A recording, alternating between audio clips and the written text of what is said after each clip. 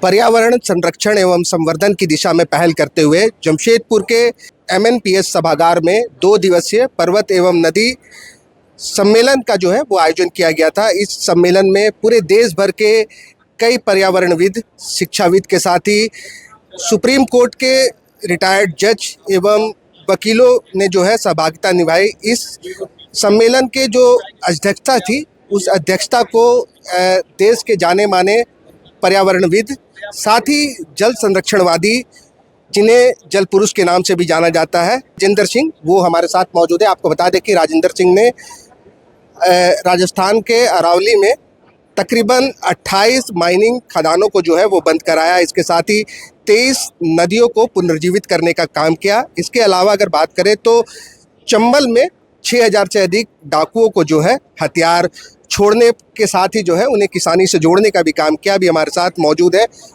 बता दें कि 2 दिवसीय जो ये पर्वत एवं नदी संरक्षण को लेकर के राष्ट्रीय सेमिनार का आयोजन किया गया था। इस सेमिनार के दौरान जो मुख्य रूप से पर्वत एवं नदी के संरक्षण को लेकर के कानून के प्रारूप पर जो है वो विस्तार से बातचीत की गई है और इसका मसौदा तैयार किया गया है और इस मसौदे पर कानून बनाने की जो है वो मांग उठी है।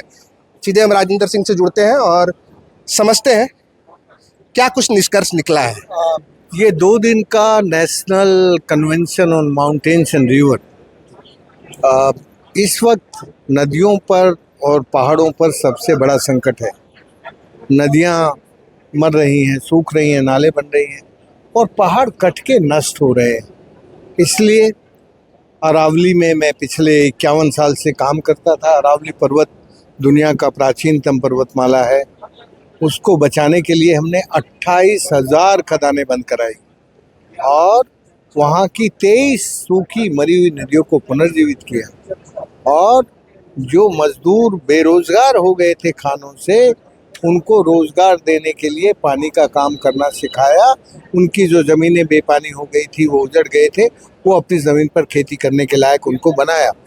तो हमने अरावली को एक तरह से सुप्रीम कोर्ट में लड़के पहले खदानें बंद कराई 80 और 90 के दशक में और फिर जो लोग बेरोजगार हुए उनसे अरावली को पुनर्जीवित करने का, हरा भरा बनाने का, नदियों को पानीदार बनाने का काम हमने शुरू किया।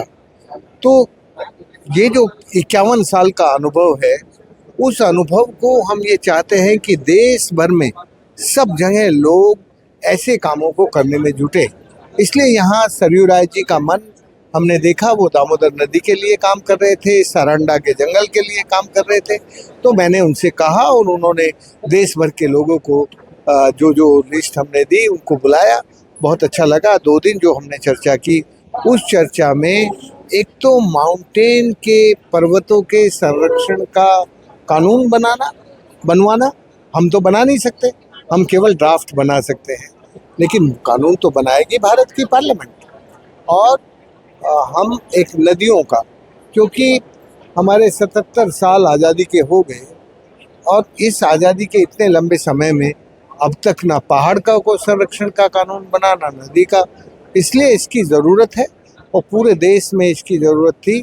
इसलिए हमने ड्राफ्ट बना के ये 2 दिन चर्चा के लिए रखा।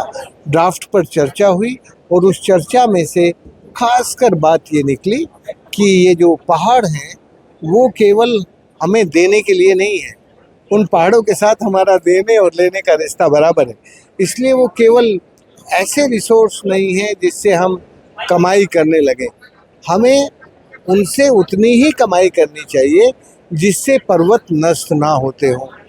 और दूसरी खास बात ये हुई कि ये जो नदियाँ नाले बन गई हैं, इन नदियों को नदी बनाने के लिए हम लोगों को एक कानून की ज़रूरत है और नदियाँ को नदी बनाने के काम में केवल सरकार नहीं कर सकती, वो तो राज और समाज दोनों मिलके करता है जब होता है।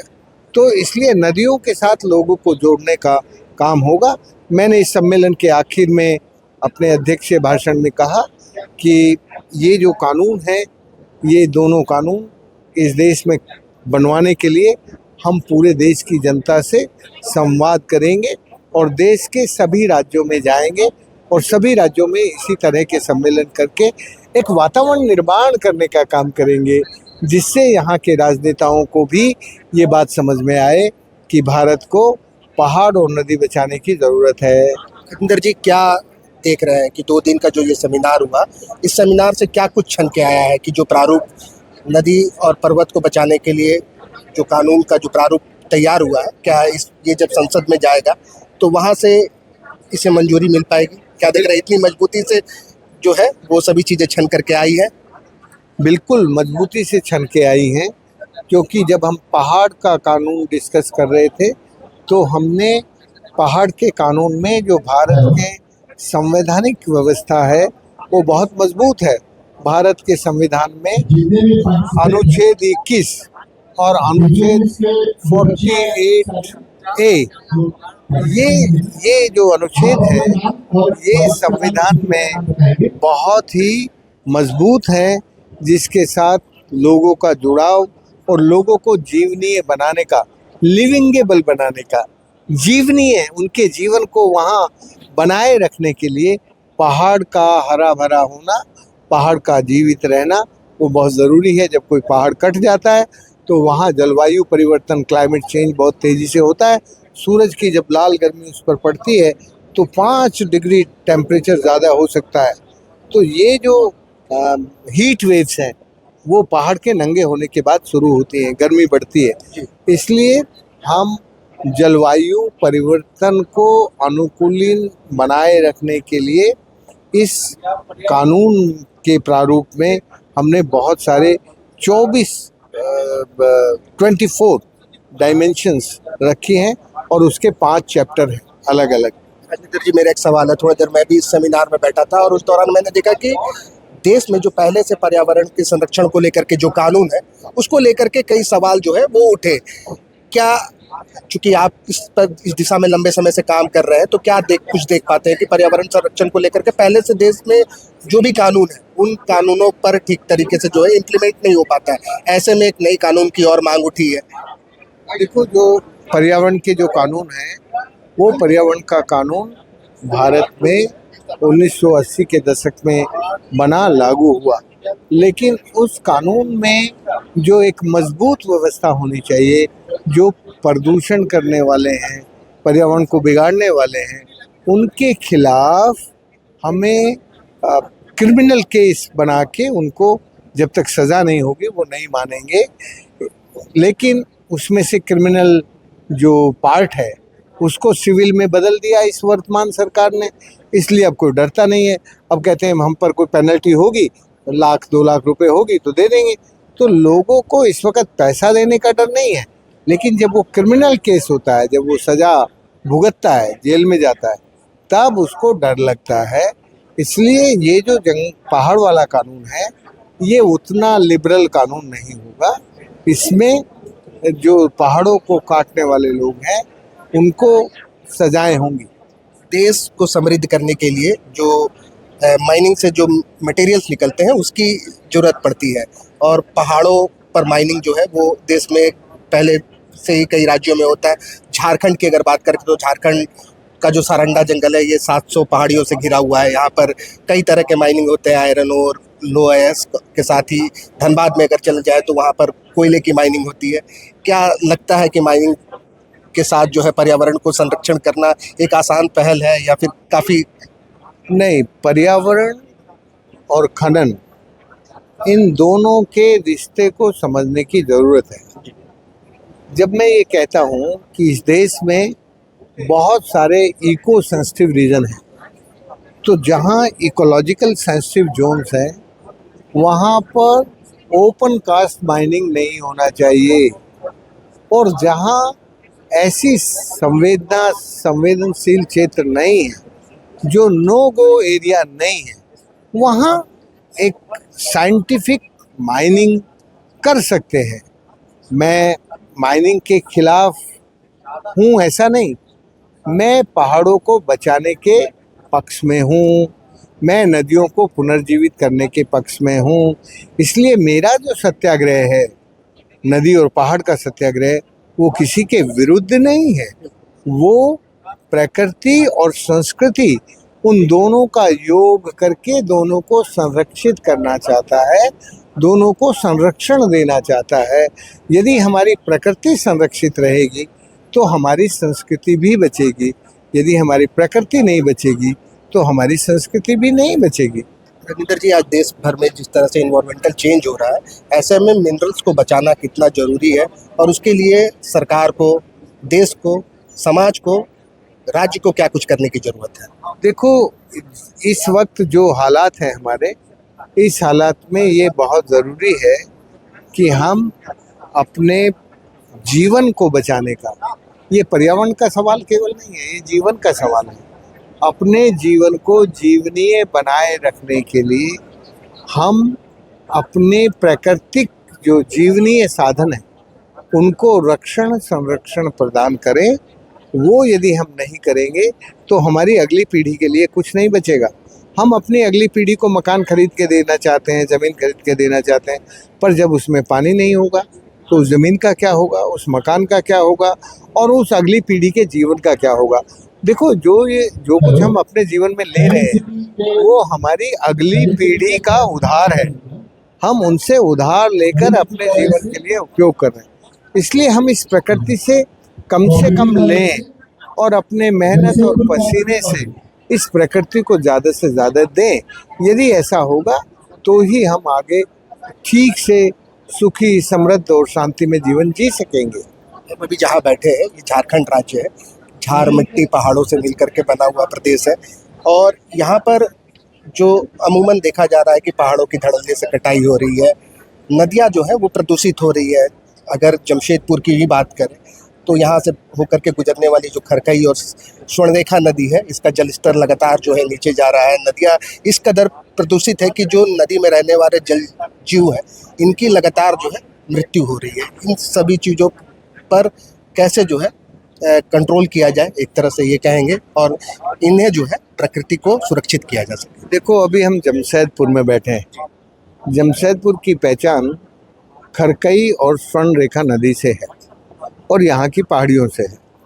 तो जो यहाँ की पुरानी पहाड़ियाँ थी वो गहरे हरे भरे जंगल थे। अभी जिस तरह से यहाँ के माइनिंग माफिया ने, यहाँ के खनन माफिया ने पुराने पहाड़ों को नष्ट करके नए पहाड़ ओवरबर्डन से बना दिए, जो निकाल के कंकड़ पत्थर के ढेर बना दिए।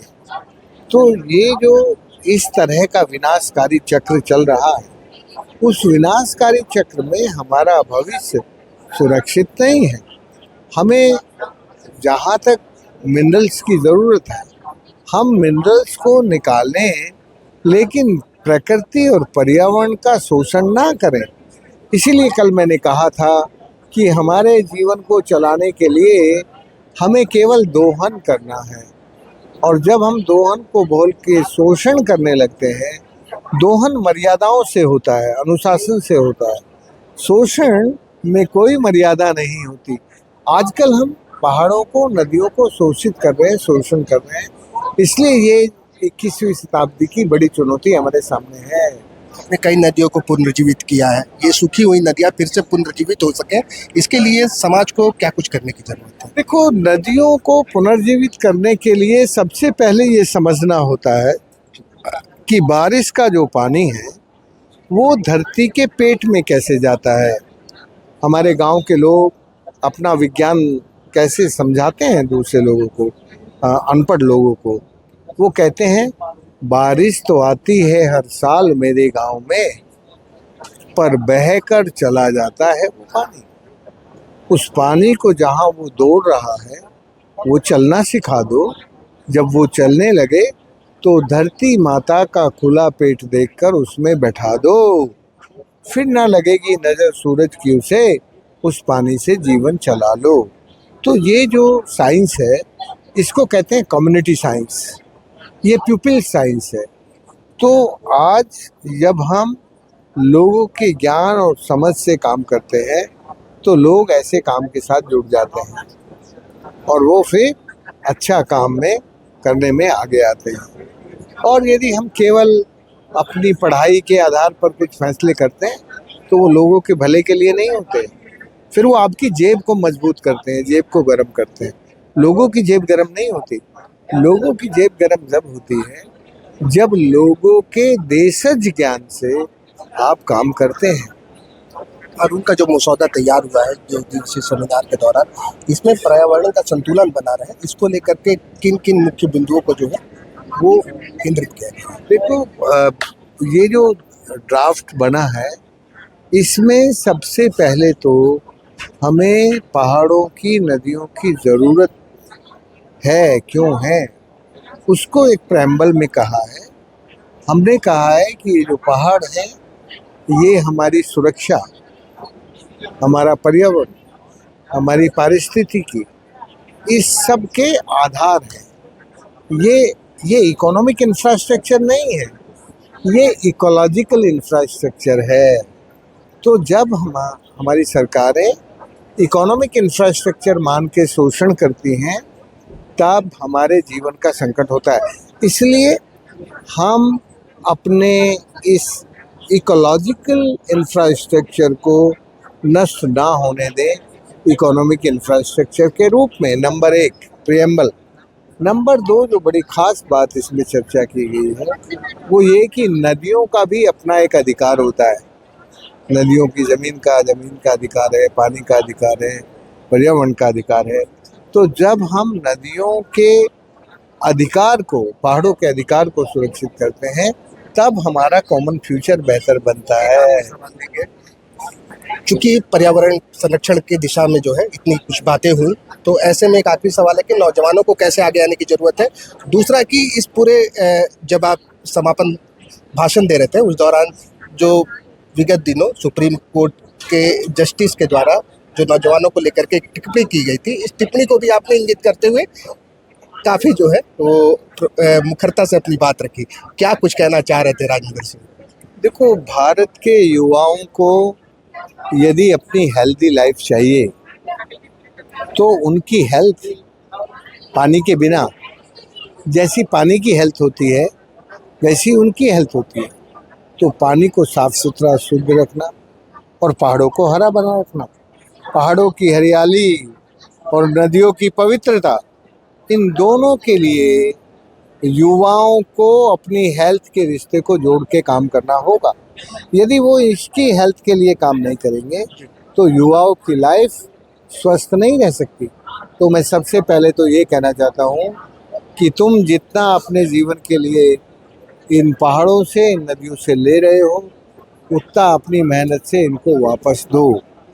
दूसरा मैं ये कहना चाहता हूँ कि भारत के उच्चतम न्यायालय ने 11 मई को जो गुजरात के एक केस की सुनवाई में, पावा बाई केस की सुनवाई में जो कहा वो मुझे बहुत आपत्तिजनक लगता है, क्योंकि भारत के उच्चतम न्यायालय के न्यायाधीश, उनको ये समझना चाहिए कि ये जो पर्यावरण के लिए काम करने वाले लोग हैं इन्होंने जीवन में कुछ त्याग किया कि नहीं, या वो केवल ऐसे मुकदमे लड़ने आ गए।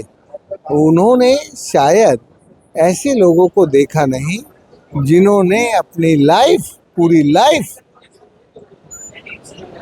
पर्यावरण के लिए, पानी के लिए, पहाड़ों के लिए, नदियों के लिए लगाई हो।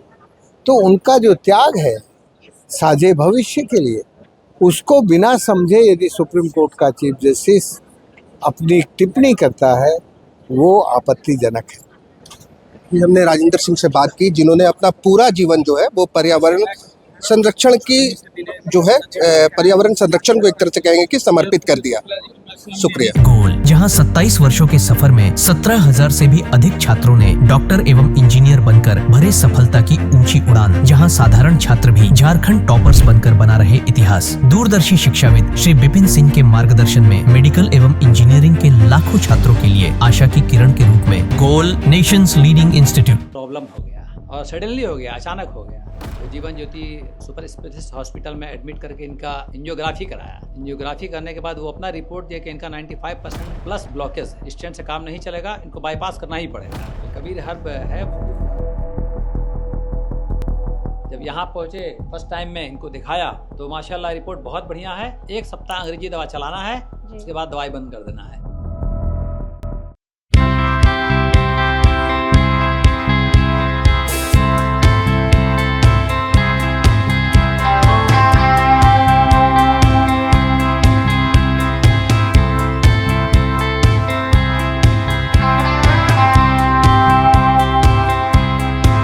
सरकारी परीक्षा की तैयारी का सबसे भरोसेमंद नाम NIBM। अच्छा कोचिंग ढूंढ रहे थे तो फिर गूगल में ही बताया कि यहाँ का रेटिंग भी बहुत अच्छा था। पुरुलिया से आए हैं यहाँ पर कोचिंग करने के लिए। IBM के बारे में मेरे एक भैया हैं जो पिछले साल ही बैंकिंग यहीं से प्रिपरेशन किए और इस बार IBPS PO में सिलेक्शन लिए। मेरा अभी फाइनल सिलेक्शन हुआ है RRB PO में, उत्तर बिहार ग्रामीण बैंक में। मेरा फाइनल सिलेक्शन RRB PO में हुआ है। IBM, thefollowup.in. Like, share and subscribe. www.thefollowup.in